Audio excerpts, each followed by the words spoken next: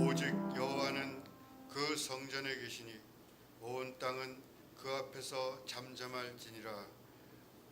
하나님, 오늘도 저희를 예배 가운데 부르시니 감사를 드립니다. 이 시간에 거룩하신 하나님을 배우게 하여 주시옵시고 우리 가운데 말씀하시는 음성을 듣게 하여 주시옵소서. 예수 그리스도 이름으로 기도하옵나이다. 아멘. 다 일어나서 찬송가 42장 찬송하겠습니다.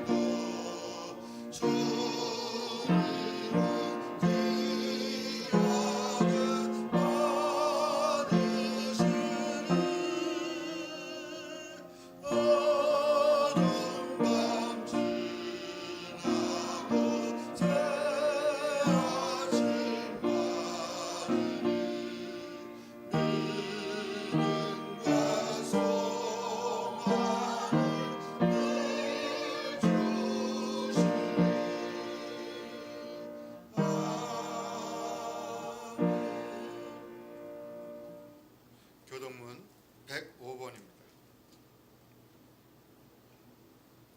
여호와께 감사하라. 그는 선하시며 그 인자하심이 영원하리로다. 여호와께 감사하고 그의 이름을 불러 아뢰며 그가 하는 일을 만민 중에 알게 할지어다. 그들이 광야 사막길에서 방황하며 거주할 성읍을 찾지 못하고 줄이고 목이 말라 그들의 영혼이 그들 안에서 피곤하였도다. 이에 그들이 근심 중에 여호와께 부르짖으며 그들이 고통에서 건지시고 또 바른 길로 인도하사 거저와 성읍에 이르게 하셨도다. 여호와의 인자하심과 인생에게 행하신 기적으로 말미암아 그를 찬송할지로다. 그가 사모하는 영혼에게 만족을 주시며 줄인 영혼에게 좋은 것으로 채워주심이로다. 아멘. 6장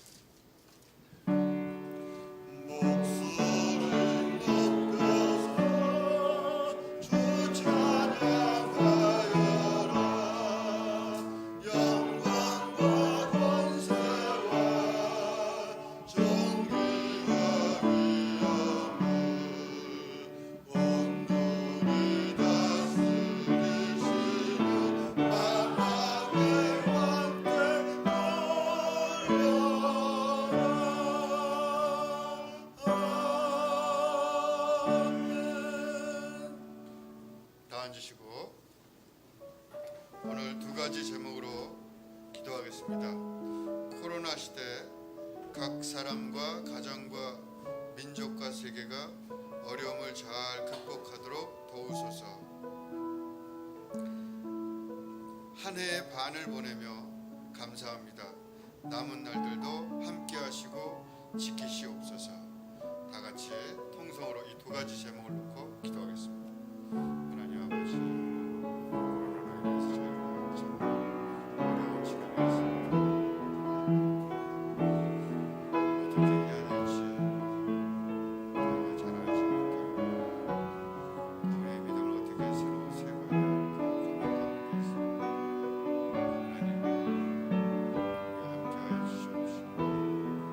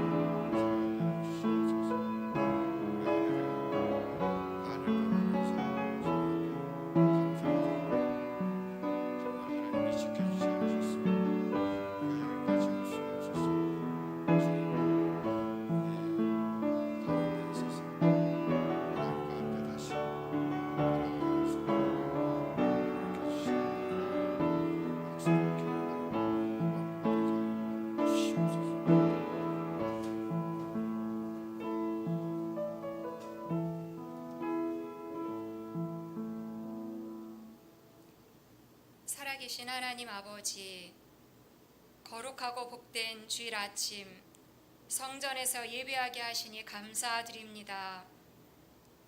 원근 각처에서 예배하는 성도들도 기억해 주시고 우리의 평생에 하나님을 예배하는 자들로 살아가도록 축복해 주옵소서.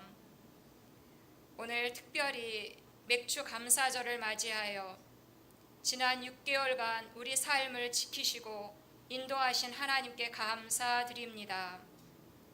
이 모양 저 모양으로 수고로웠고 또한 낙심과 실수와 불순종의 시간들도 있었으나 그리스도 안에서 우리의 과거를 청산하시는 하나님 아버지께 감사와 찬양을 드립니다. 주홍빛 같은 죄라 할지라도 희게 하겠다 하셨사오니 이 놀라운 은혜를 감사함으로 받아들이며 하나님을 찬양합니다. 올해 후반기를 시작하면서 무엇보다도 마음을 새롭게 하기 원합니다. 예수로 말미암아 구원받았고 하나님 자녀가 되었으니 하나님 자녀답게 권세를 가지고 능력 있게 사는 것이 마땅함을 고백합니다.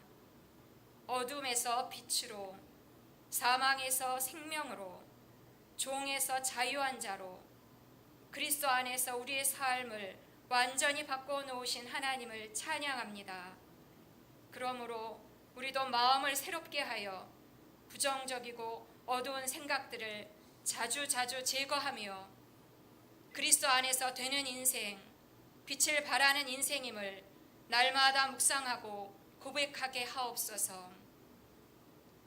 우리를 샘터 교회로 부르신 하나님 아버지, 때마다 우리를 보호해 주시고 인도해 주시고 도와주시니 감사합니다. 새롭게 추진하고 있는 1층 사역을 축복해 주시고 이웃을 잘 섬기는 가운데 영혼들을 살려내는 복된 통로가 되도록 이끌어 주옵소서. 준비하는 모든 과정 중에도 교회가 꾸준하게 기도하고 다 같이 협력하면서 순조롭게 진행해 가도록 성령님 도와주옵소서. 앞장서서 수고하시는 목사님께 영육간 각별한 건강함을 더하사 이 일을 넉넉히 감당하게 되시는 줄 믿습니다.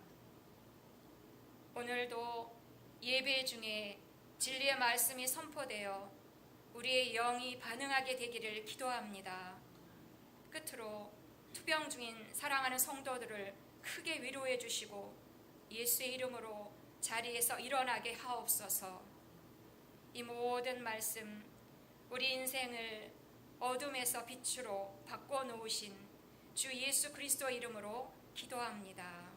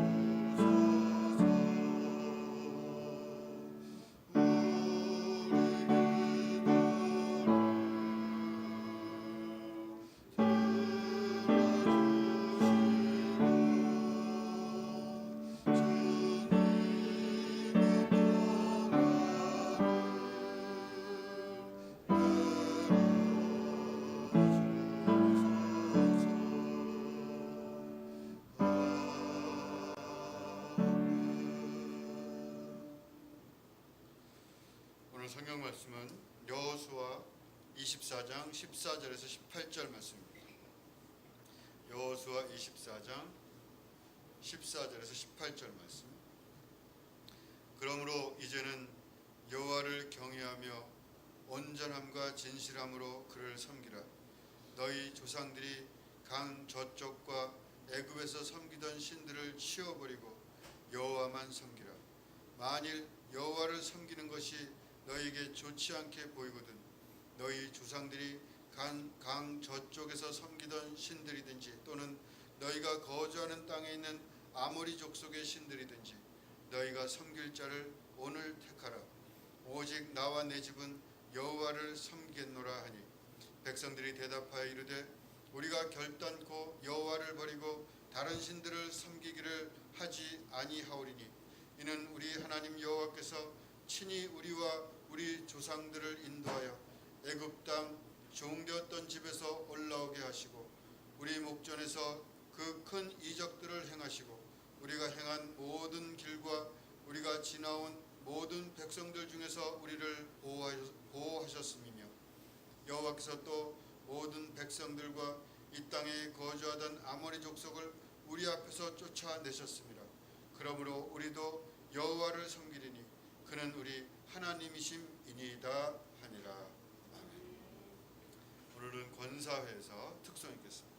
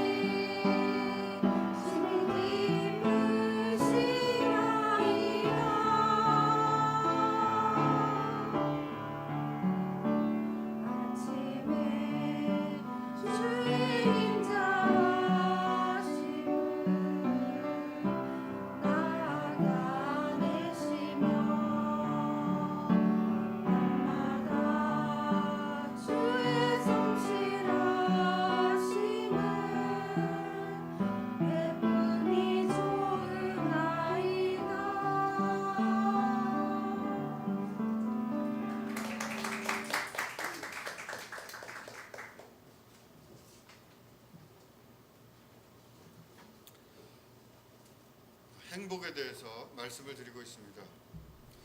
지난 2주간 동안 드린 말씀은 행복은 밖에서가 아니라 내부, 마음에서 시작되고 마음에서 자란다는 것입니다. 오늘 읽은 성경 말씀은 여호수아의 고별 설교입니다. 그 시작인 23장의 첫 구절은 여호수아가 나이가 많아서 늙었다는 말로 시작됩니다. 일종의 유언 같은 거죠. 어떤 무슨 계략을 가지고 뭔가 그런 말이 아니라 마지막 말,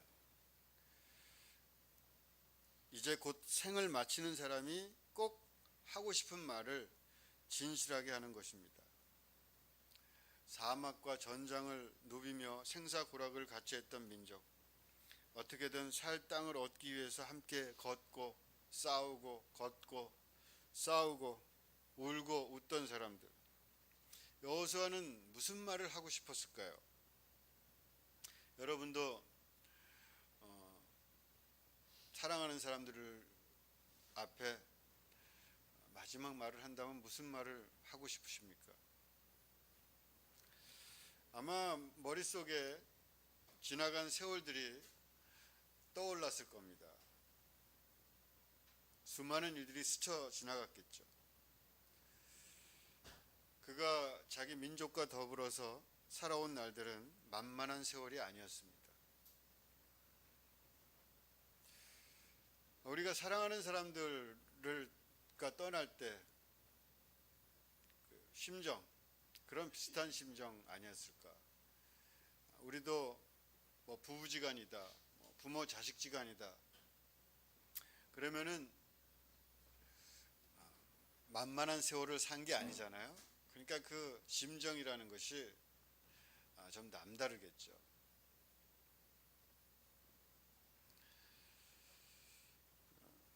상상을 해봤습니다.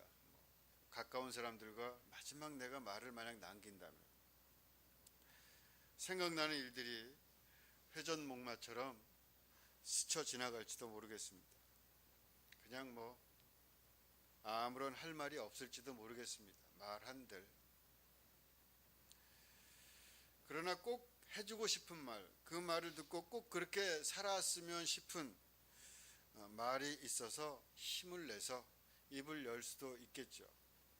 여호수아는 꼭 해주고 싶은 말이 있었습니다. 여호수아가 꼭 해주고 싶은 말은 이것입니다. 미적거리지 말고 선택을 해라. 그것이 꼭 해주고 싶은 말이었어요. 미적거리지 말고 선택하면서 살아라. 어정쩡하게 미적거리는 모습을 하나님이 제일 싫어하시는 것 같습니다. 성경에 하나님이 보이는 특징이죠. 심지어 하나님은 스스로 질투하는 존재라고 합니다. 나 말고 다른 것에 마음을 줘? 둘 사이에서 왔다 갔다 해? 그건 못 참겠다. 그런 태도예요. 이 질투라는 것이 어떤 신의 초월적 세계에서 보면 참 유치해 보입니다. 그러나 성경에서는 하나님은 질투의 화신입니다. 구약 성경 이야기 대부분은 이스라엘 백성들의 미적거림과 그에 대한 하나님의 질타에 관한 것입니다. 구약은 이스라엘 민족의 길고 긴 그 양다리 걸침과 파국의 역사라고 할 수 있습니다. 계시록에 보면은 소아시아 7교회가 있는데 그 중에 라오디게아 교회가 가장 가혹한 말을 듣습니다. 이렇게 혼쭐이 납니다. 계시록 3장 15절에서 16절. 내가 내 행위를 아노니 내가 차지도 아니하고 더웁지도 아니하도다. 내가 차든지 더웁든지 하기를 원하노라. 내가 이같이 미지근하여 더웁지도 아니하고 차지도 아니하니 내 입에서 너를 토하여 내치리라. 어중간한 것에 대한 질타가 있죠. 입에서 토해내버리겠다. 한마디로 맛이 없다는 거죠. 뱉어버리겠다. 커피 마시면은 커피 이렇게 뭐 아이스 커피다 그러면은 이 찬맛이 있어야 마시는 거 아니겠어요? 아이스 커피 사다 놓고 몇 시간 그냥 마시다가 반쯤 남은 거 이렇게 책상 위에 두면은 좀 이따 마시려면은 못 마시죠. 아니면 뭐 뜨거운 커피를 하나 타놓으면은 커피 타놓고 커피다 놓고 우리도 교회에서 타놓고 그냥 가는 분들이 있는데 가서 한두 시간 지나고 이게 커피 보면은 마실 맛이 안 나요. 차든지 뜨겁든지 확 쏟아버리죠 다. 우리나라 사람들에게 아주 유명한 시가 하나 있습니다. 예전에 이발소 가면은 제가 가던 이발소에 이 시가 붙어 있었는데 예전엔 이발소에 시가 많이 붙어 있었어요. 이렇게 그림도 많이 붙어 있고 거기에 아마 거의 이 시는 항상 붙어 있다시피 한 그런 시인데 로버트 프로스트라는 미국 시인의 가지 않은 길 The Road Not Taken 이라는 시입니다. 한번 읽어보겠습니다. 노란 숲 속에 두 갈래 길 나 있어. 나는 둘 다 가지 못하고 하나의 길만 걷는 것 아쉬워. 숲을 속으로 굽어 사라지는 길 하나 멀리 멀리 한참 서서 바라보았지. 그리고선 똑같이 아름답지만 풀이 우거지고 인적이 없어 아마도 더 끌렸던 다른 길을 택했지. 물론 인적으로 치자면 지나간 발길들로 두 길은 정말 거의 같게 다져져 있었지. 사람들이 시커멓게 밟지 않은 나뭇잎들이 그날 아침 두 길 모두를 한결같이 덮고 있긴 했지만 나는 한 길을 또 다른 날을 위해 남겨두었네. 하지만 길은 길로 이어지는 걸 알기에 내가 다시 오리라 믿지는 않았지. 지금부터 오래오래 후 어디에선가 나는 한숨 지으며 이렇게 말하겠지. 숲속에 두 갈래 길 나 있었다고. 그리고 나는 사람들이 덜 지나간 길 택하였고 그로 인해 모든 것이 달라졌노라고. 정말 공감이 가죠. 우리는 언제나 선택을 합니다. 공부를 할까? 공부는 뭐 그냥 일이나 배우자. 공부보다 일 배우는 게 훨씬 나을 것 같아. 아니야, 나는 공부를 하는 게 나을 것 같아. 혼자 살까? 결혼을 할까? 이 여자랑 결혼을 할까 말까? 애를 낳을까 말까? 하나를 낳을까? 둘을 낳을까? 셋을 낳을까? 이번에 집을 살까? 빚을 내서라도 살까? 아니면 좀 기다릴까? 끊임없이 우리는 선택을 하면서 삽니다. 두 갈래 길을 만날 때 우리는 그중 한 길을 택합니다. 그리고 잠시 택하지 않은 길을 바라보면서 아쉬워합니다. 언제 다시 저 길을 가볼 수 있을 거야. 그러나 그렇게 되는 경우는 거의 없습니다. 여기 시에서 나타난 것처럼 길은 다시 또 길로 이어지고 우리가 선택한 길에 다시 와보긴 또다시 길들이 이어지고 그래서 우리가 선택하지 못했던 그 길을 돌아와서 다시 걷기는 참 어렵죠. 늘 새로운 길이 다시 펼쳐집니다. 인생에 되돌릴 방법이라는 것은 사실 없습니다. 사람은 하나의 길을 선택하고 그 길을 걸어갑니다.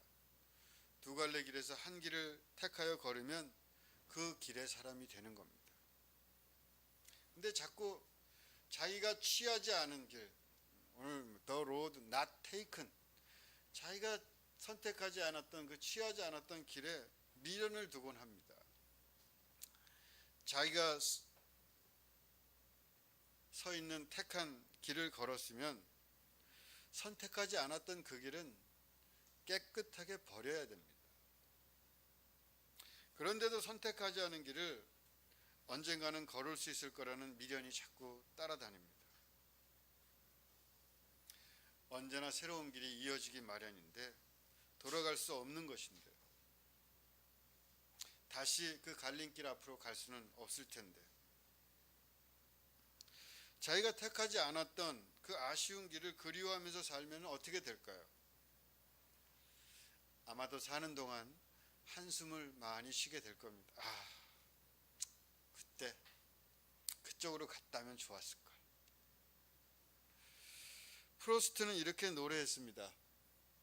지금부터 오래오래 후 어디에선가 나는 한숨 지으며 이렇게 말하겠지. 한숨 지으며 숲속에 두 갈래 길 나 있었다고. 그리고 나는 사람들이 덜 지난 길을 택하였고 그로 인해 모든 것이 달라졌노라고. 그러나 만약 누군가 다른 시인이 있어서 이 한숨이라는 말 대신에 환호라는 말을 이 단어를 썼다면 이렇게 될 겁니다. 지금부터 오래오래 후 어디에선가 나는 환호하며 이렇게 말하겠지. 숲속에 두 갈래 길 나 있었다고. 그리고 나는 사람들이 덜 지나간 길을 택하였고 그로 인해 모든 것이 달라졌다고. 완전히 분위기가 다르죠. 하나는 좀 뭔가 미련이 남고 서성거리고 그런 느낌이고, 하나는 뭔가 확고하게 자기의 길을 선택한 느낌이 납니다. 한숨 대신에 환호로 바꾼다면 아마도 이 시의 제목은 달라졌을 겁니다. 그것은 The road not taken이 아니라 The road taken, 내가 취한 길, 이렇게 됐을 거예요. 내가 가지 못한 길이 아니라 내가 걸어온 길, 뭐 이렇게 됐겠지. 인생에서 정말 중요한 일 가운데 하나는 스스로 확실한 선택을 하고 사는가 하는 것입니다. 예전엔 부부지간에도 결혼할 때 얼굴도 못 보고 하던 시절이 있었다 그래요. 신방에 처음 들어가서 어떻게 생겼나 살짝 봤다는 거예요. 여자가 이렇게 가만히, 신랑이 신방에 들어오면은 이렇게 하고 있다가 대놓고 보기도 뭐하고 어떻게 생겼나 처음 보는 거죠. 자기가 선택한 게 아니에요. 행복했을까요? 저는 그렇게 행복하지 않았을 거라고 생각합니다.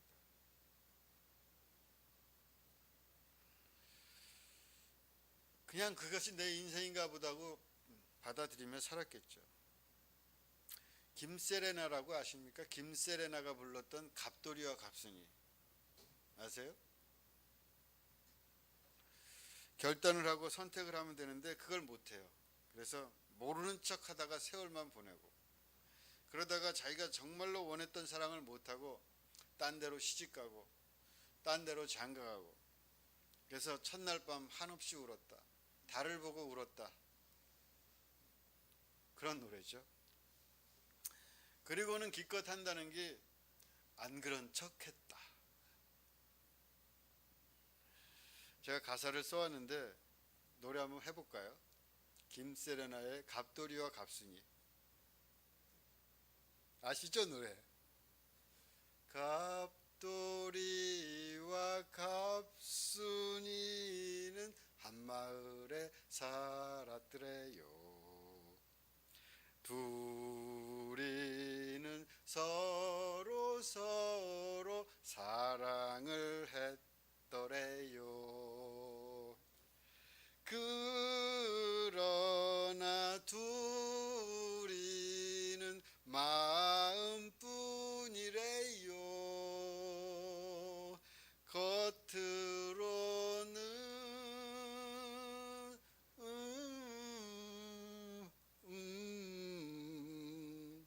모르는 척 했더래요.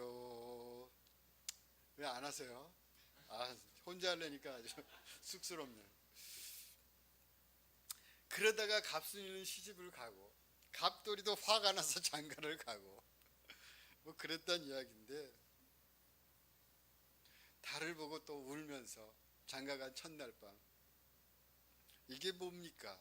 이왕 살 거면 딱 마음이 딱 들면은 갑돌아 우리 같이 살자, 그러면 됐을 텐데 말이지.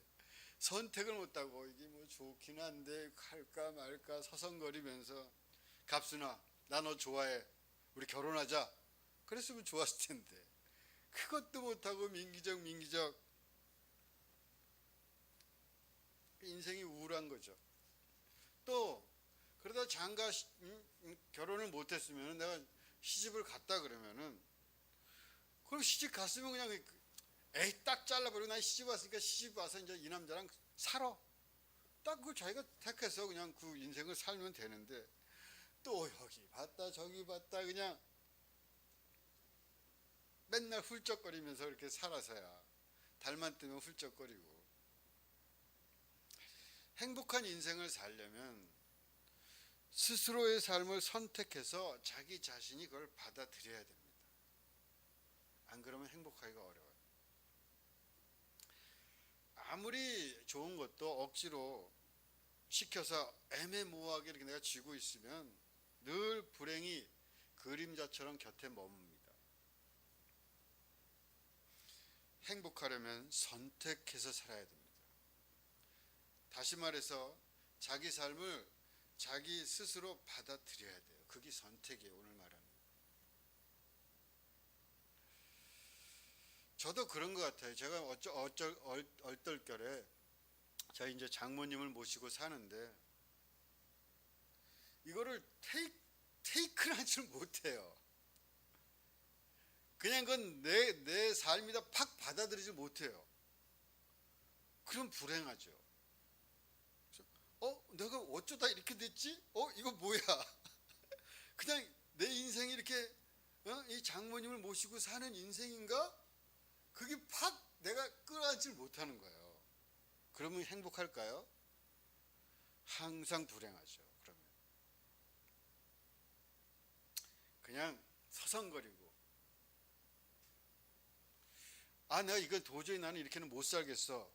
그러면은 안 되겠습니다. 따로 삽시다. 죄송합니다. 따로 살든지. 그게 아니라 그렇게는 도저히 못하겠다 싶으면은 그 상황을 테이크해야죠. 그걸 내가 취해서 이것이 내 인생이다 하고 받아들여야죠.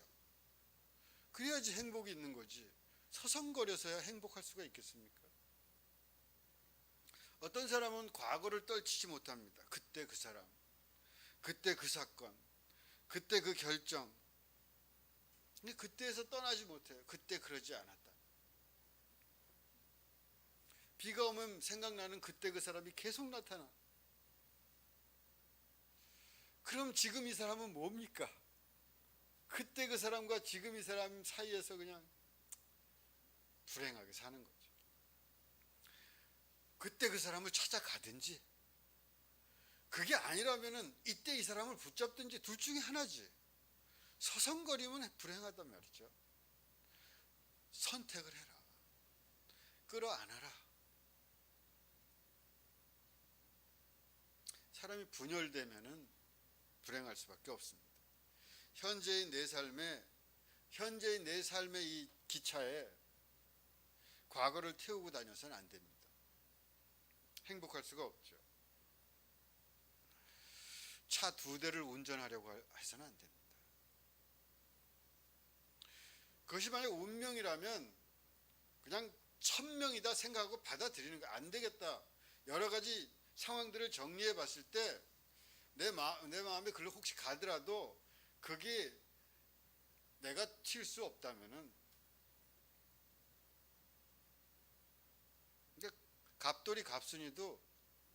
갑돌이 갑순이라는 영화가 있어요. 아시나요? 70년대 나온 영화야. 노래는 60년대 후반에 나왔는데 이 영화는 70년대 72년인가 3년에 나왔. 제가 얼핏 봤는데 그 영화에 보면은 이제 여자 주인공은 잘 모르겠고 제가 그 영화를 본 건 아닌데 그냥 그 대략을 이렇게 봤더니 남자 주인공이 백일섭이 남자 주인공인데 그 영화에서는 그 여자는 약간 양반인 것 같아요. 백일섭은 좀 그 신분이 좀 낮고 그래가지고 결혼을 못했는데 이 여자도 백일섭을 좋아하고 그랬는데 시집을 갔어요. 그러다가 시집가서 잠깐 친정에 옵니다. 왔다가 이제 백일섭을 보고 이 사랑을 놓치면 안 되겠다 싶어가지고 둘이 튀어요. 그 영화에서는 튀어가지고 어떻게 되는지 모르겠어요. 제가 대충 보니까 그렇더라고요. 아니 그렇게 도저히 안 되겠다면 튀든지, 튀어서 그 죽이 되든 밥이 되든 한번 살아보든지. 만약 다 생각했는데 튀는 건 아니다 생각한다면은 그러면 그건 튀는 건 그건 버리고 지금을 끌어안아야죠. 그게 선택이에요.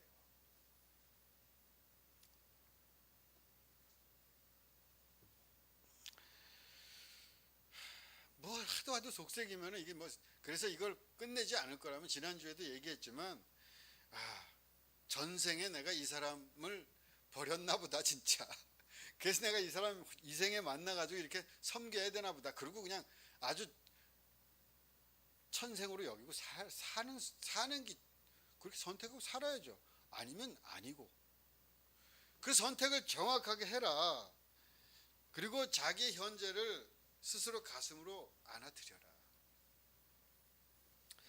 오늘 이 고별 설교는 23장부터 시작돼서 24장까지 이어지는데 과거에 하나님이 이렇게 인도해 주셨다는 말을 쭉 길게 해요. 이게 뭐겠습니까? 자기를 정리하는 거예요. 이스라엘 민족이 자기 정리를 이렇게 여호수아가 하는 거죠. 하나님이 이렇게 인도해 주셨다고 지금을 정리하는 거예요. 하나님의 뜻 가운데 이렇게 왔다고. 이게 이랬을까 저랬을까가 아니라 이 현재 우리 민족은 나는 이렇게 왔다고 딱 자기를 선택하는 거예요. 정리해서 역사를 정리하는 겁니다. 하나님 우리를 사랑하셔서 택하시고 여기까지 이끌어 오셨다.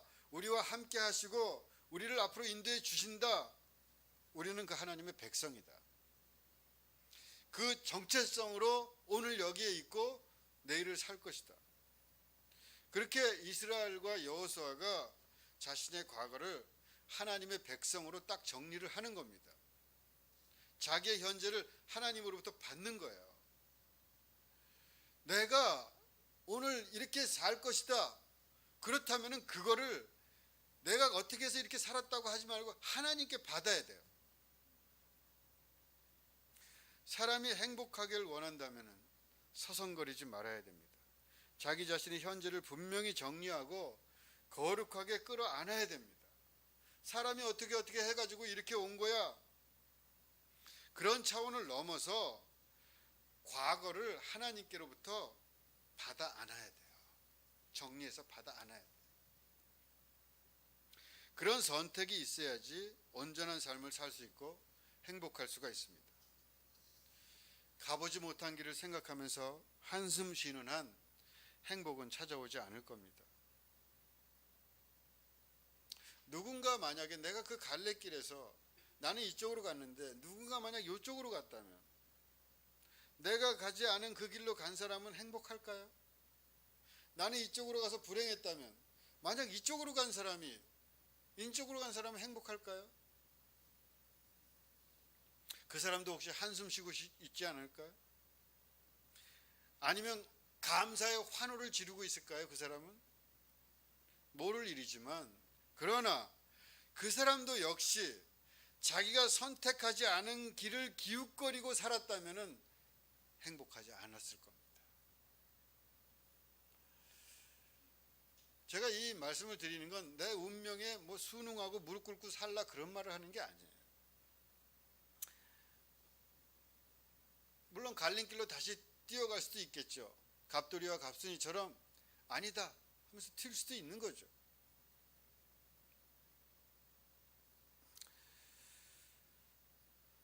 그러나 튈려면 튀고 안 튈 거면 버려라 이거예요.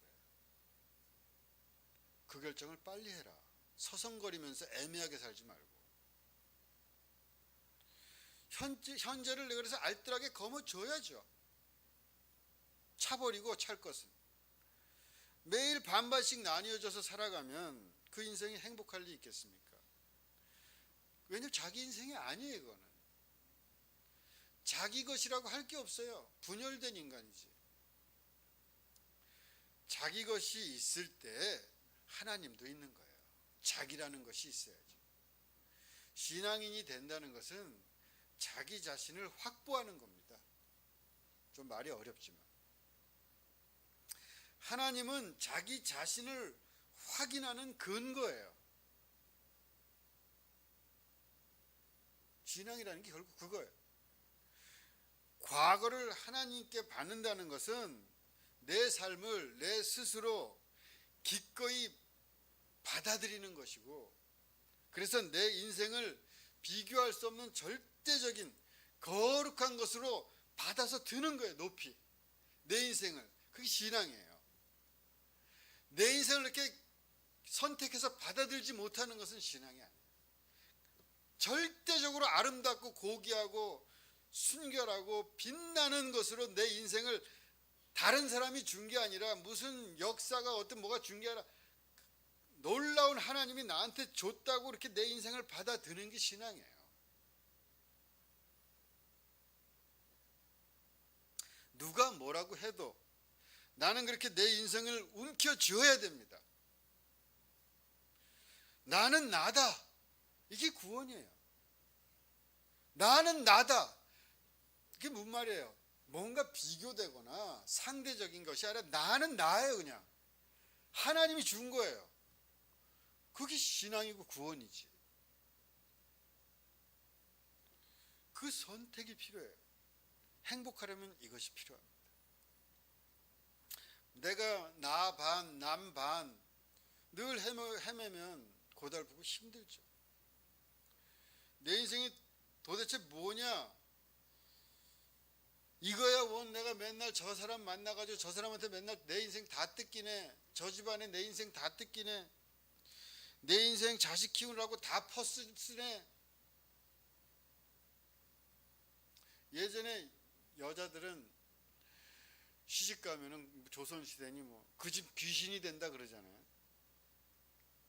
그런 인생이 물론 바람직한 인생은 아니죠. 그러나 그렇게라도 받아들여서 살아야지. 아니면은 뭔가 하든지 일을 벌이든지 죽든지 살든지. 그게 아니다 생각하면은 받아야지. 어떡합니까? 그렇게 받지 않으면 살아낼 수 있었을까요? 고달프죠. 시아버지 시어머니 모시면서 평생 산다는 것이 얼마나 어려운 일입니까? 여러분들 할 수 있는 분들이 있을 것 같아요. 여기 있을까요? 제가 보기에는 만만치 않습니다. 어려운 일이에요. 같이 산다는 거죠.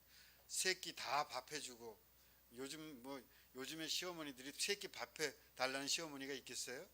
그래서 옛날 사람들 새끼 꼬박꼬박 이불까지 깔아주고 자라고.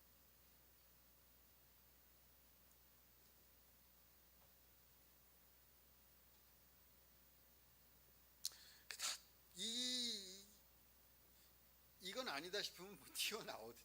그러나 그 인생을 살아내려면 그 하늘이 준 거다 생각하고 살아야지 살 수 있는 거지.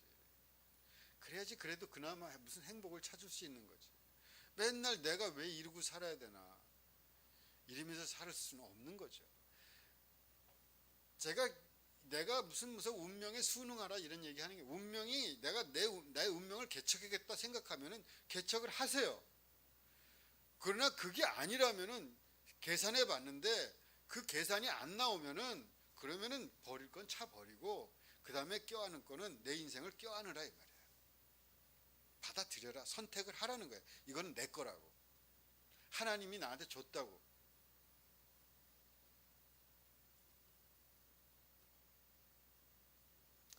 밖에만 쳐다보고 맨날 살아서야, 지난주에도 얘기했지만 불행한 거죠. 나갈 것인가 머물 것인가, 그것이 결정나면 그걸 받아들이고 최선을 다하는 거죠.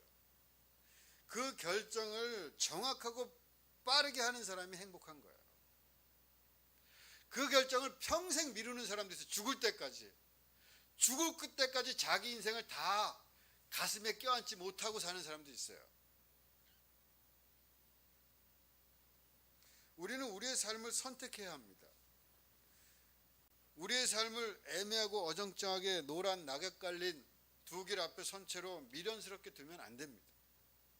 그러면 불행합니다. 우리는 그것이 어떤 것이든 가슴이 미어지는 그 아픔과 괴로움일지라도 소중하게 받아서 끌어안아야 돼요. 거기에 놀라운 가치가 생기고 아름다움이 생기고 가슴 저린 행복도 생기는 거예요. 그렇게 받아들일 때 진정한 내 삶이 되는 거예요. 그 삶이. 자기의 삶을 소중히 여길 수 없도록 하는 애매함은 나를 불행하게 만듭니다. 어떤 입양된 아이가 있었습니다. 부모가 버렸어요. 크면서 부모를 원망하고 자기에게 주어진 인생을 인정하지 않았습니다. 내가 뭐 이런 모습으로 사는 것이 내가 결정한 건가? 매정하고 모자란 한심한 부모 때문에 이 애가 행복했겠습니까? 그런데 그 아이와 같은 비행기를 타고 간 애가 있었어요. 갓난 애가. 아이는 자라면서 여러 가지 수모를 겪었습니다. 심지어 어릴 때 이웃 사람에게 성폭행도 당해요. 그런데 이 사람은 자기에게 주어진 운명을 고귀하게 받아들이기로 결심합니다. 많은 어려움을 겪었지만 자기의 삶을 고귀하고 아름다운 것으로 높이 듭니다. 존귀하고 아름다운 인생이라고 높이 들어요. 끌어안습니다. 그의 아픈 경험들은 오히려 많은 일을 할 수 있는 밑바탕이 되었습니다. 자기의 아픔들이 오히려 다른 사람에게 도움이 되고 그 사람의 인생은 아름다웠고 행복하게 살았습니다. 행복의 길은 그렇게 자기의 길을 자기의 손에 쥐는 선택으로 길이 이어지는 거예요. 오늘 여호수아는 이렇게 말합니다. 여호수아 24장 15절 만일 여호와를 섬기는 것이 너희에게 좋지 않게 보이거든 너희 조상들이 강 저쪽에서 섬기던 신이든지 또는 너희가 거주하는 땅에 있는 아모리 족속의 신들이든지 너희가 섬길 자를 오늘 택하라. 오직 나와 내 집은 여호와를 섬기겠노라. 제가 오늘 이야기하려고 하는 선택의 의미는 이것입니다. 그것은 주체적인 인간이 되라는 거예요. 주인이 되라는 거예요. 자기 삶에. 우리의 인생은 우리의 것입니다. 그러니까 우리의 손에 받아들여야 돼요. 여호수아는 이렇게 말하는 겁니다. 주체적인 신앙인, 주체적인 인간이 되라. 그냥 애매하게 살지 맙시다. 서성거리면서 살지 맙시다. 어른이 된다는 것은 저절로 주어진 것을 자신의 것으로 받아들이는 것입니다. 아이 때는 저절로 주어지는 거예요, 인생이. 어른이 되면은 자기가 받는 겁니다. 주인이 돼서. 아이 때는 종이에요. 내가 엄마가 아버지가 나를 낳았으니까 태어났지. 그건 아이죠. 어른은 자기 인생을 누가 준 게 아니라 자기가 이제 자기 안으로 끌어안는 거예요. 그때 어른이 되는 거죠. 서성거리는 자는 항상 아이예요. 선택한 사람이죠. 어른은. 아이에 머무르지 말고 어른, 주체적인 인간, 자기 자신의 주인인 인간이 됩시다. 내 부모님은 내가 선택하는 거예요. 여러분, 애매하면 안 돼요. 내 마음대로 내가 태어난 것도 아닌데 어쩌겠어. 그럴지 모르지만 그러나 어쩌겠어에 머물지 말고 그것이 내 인생이라면 내가 내 걸로 가지는 거예요. 어쩔 수 없는 것에서 내 것으로 가지는 데서 어른이 나오는 거예요. 주인이 나오는 거예요. 그때 인생은 내게 되는 거예요. 내 자식들도 주체적으로 내가 선택하는 거죠.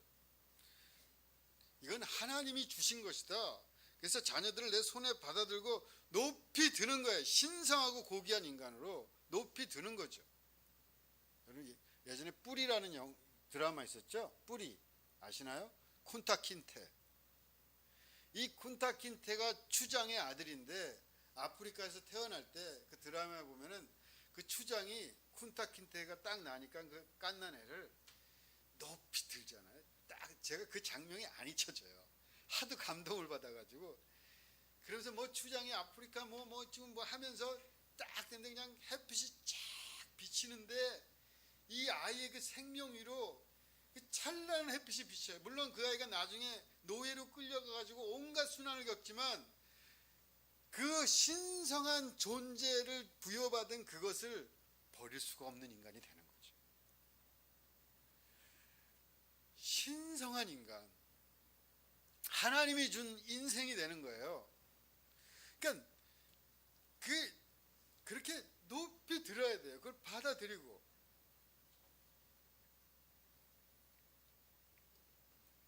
부모나 자녀나 무슨 형제 자매나 그게 어떤 것이건 그런 것뿐만 아니라 나 자신도 마찬가지로 내 손에 받아서 높이 드는 거예요. 하나님께서 내게 생명을 주셨습니다. 나는 존귀한 하나님의 존재입니다.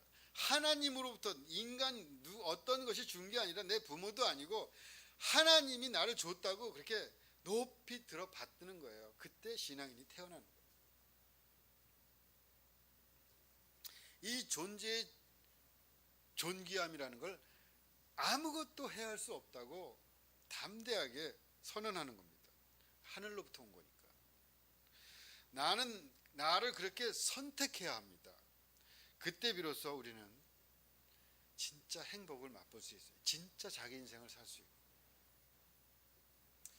우리의 삶을 신성하게 받아들이는 것이 신앙이요. 그것이 하나님을 택한다는 진정한 의미이기도 합니다. 신앙은 나 자신에 대한 긍정입니다. 내가 하나님을 선택한다는 것은 곧 나를 고귀하게 받아들이는 거예요. 하나님의 고귀한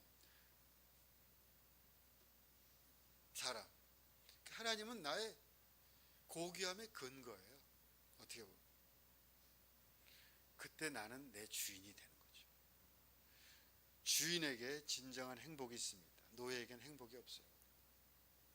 서성거리는 삶, 가지 못한 길에 눈길을 주는 삶, 자기 자신을 자기 자신으로 받아들이지 않는 삶, 그곳에 행복은 없습니다. 행복하길 원하십니까? 너희가 섬길 자를 오늘 택하라. 오늘 나와 내 집은 여호와를 섬기겠노라. 삶의 주인이 되십시오. 하나님을 믿는 것은 삶의 주인이 되는 것입니다. 삶의 주인이 된다는 것은 우리의 삶이 진정으로 우리의 것이 되는 것입니다. 오늘 택하라. 이 움켜잡음, 자기 인생을 나를 움켜잡음, 자기의 삶을 자기의 것으로 격하게 끌어안는 이 포옹이 오늘 우리에게 있기를 간절히 바랍니다. 기도하겠습니다.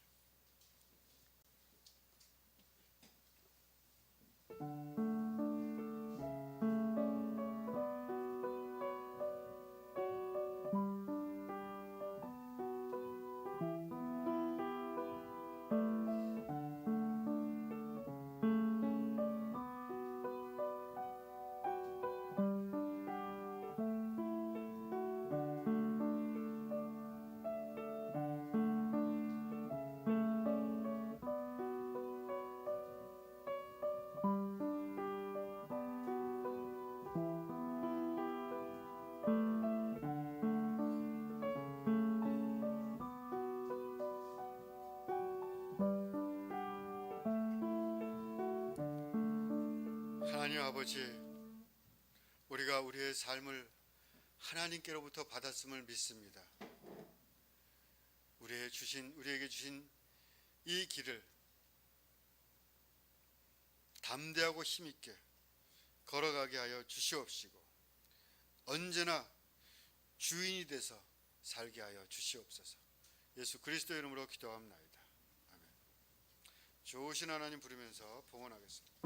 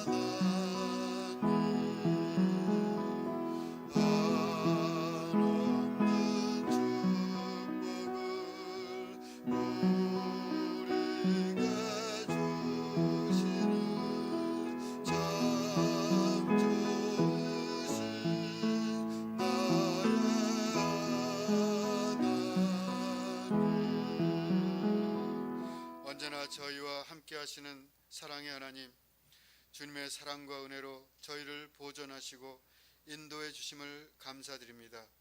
주님 앞에 예물을 드리며 저희의 마음과 생각과 생활이 하나님이 기뻐 받으시는 온전한 것이 되기를 원하옵나이다.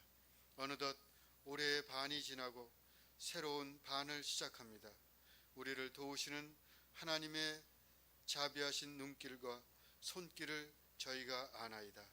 남은 반년도 저희를 인도하시고 좋은 사람과 아름다운 일들을 보게 하여 주시옵소서. 드린 예물 위에 축복하여 주옵소서. 손길마다 하나님의 좋은 것들로 채워주시고 쓰이는 곳마다 하나님께서 베푸시는 복된 역사들이 펼쳐지게 하여 주시옵소서. 저희의 부모님들에게 모세 같은 강건함과 지혜를 주시고 저희의 자녀들에게 요셉 같은 형통함을 주시옵소서. 저희의 남편에게 다윗 같은 믿음과 강성함을 주시고 저희의 아내들에게 한나에게 주신 기도와 축복을, 드보라에게 주신 기계와 권세를 주시옵소서. 저희의 가정을 돌아보시고 하나님의 안전하고 넓은 품에 늘 안아 주시옵소서. 함께 기도하고 찬송하고 함께 아름다운 사명을 붙들고 일할 수 있는 거룩한 활기와 진실한 사랑과 가슴 벅찬 행복이 저희 가정 가운데 충만하게 하여 주시옵소서. 저희가 주님을 의지합니다. 저희를 바른 길로 인도하시고 주님께서 저희에게 주시고자 하는 놀라운 계획과 축복의 열매들로 기름진 인생이 되게 하여 주시옵소서. 우리의 연약한 손에 강하신 권능을 주셔서 사는 모든 날 동안 확신에 거하며 흔들림 없는 믿음으로 승리하는 삶을 살게 하여 주시옵소서. 예수 그리스도 이름으로 기도하옵나이다. 아멘. 나의 하나님 받으소서. 주께 드리는 이 예물을 소리 높여 감사로 주께 드리네. 아멘. 인사합시다. 주님의 이름으로 사랑합니다. 안녕하세요.